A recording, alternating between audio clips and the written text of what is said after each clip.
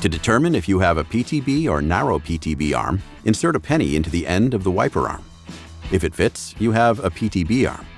If it's too large, you have a narrow PTB arm.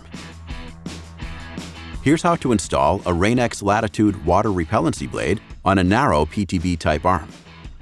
First, pry off the adapter cover by inserting your thumb under the edge. Lift slightly and remove the cover with your opposite hand.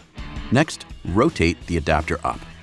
Pinch together the tabs at the back while using your opposite hand to push down and remove the blue spacer.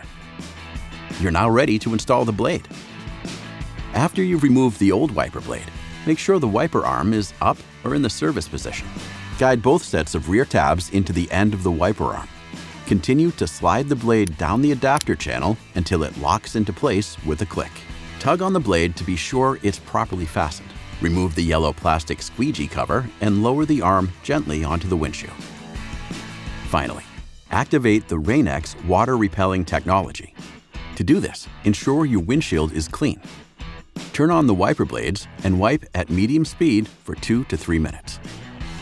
In wet weather conditions, simply run the wipers across the windshield.